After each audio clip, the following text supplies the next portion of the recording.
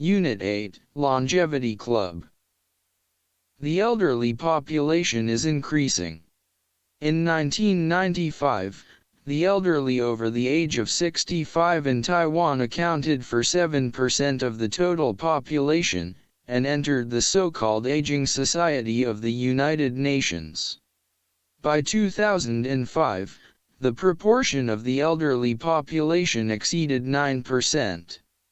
By 2030, the estimate will increase to 20%, that is, one elderly person for every 5 Taiwanese.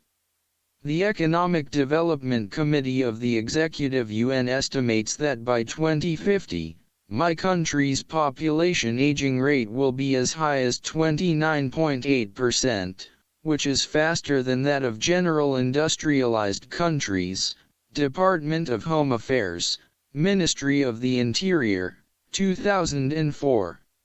Aging Index is the abbreviation of Yearly Aging Index, which refers to the percentage of the population over the age of 65 divided by the population between the ages of 0 and 14. This index is commonly used in the population structure of developed and developing countries.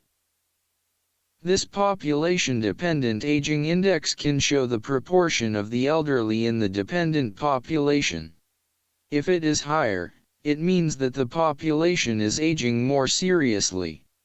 The dependency ratio refers to the ratio of the working age population per 100, 15 to 64 years old, to the dependent population, under 14 years old and over 65 years old, also known as the Dependent Population Index. The higher the ratio, the more productive people are, and the lower the ratio, the less productive people are. Taiwan society has the following 6 needs in the face of aging. 1. Implement a new population policy to ease the accelerated aging of the population. The higher the proportion of the elderly population, the greater the social demand will be, so, maintain reasonable population growth, in order to maintain the net population reproduction rate at the replacement level to avoid accelerated population aging.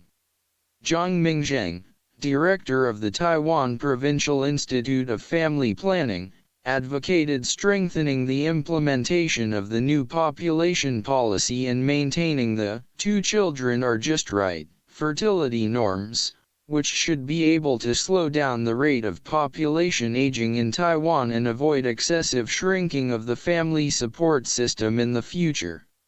Since the current source of economic and emotional support system for the elderly in China mainly comes from their children, the fewer the number of children, the less family support the elderly can rely on, so it is necessary to maintain a reasonable growth of the population.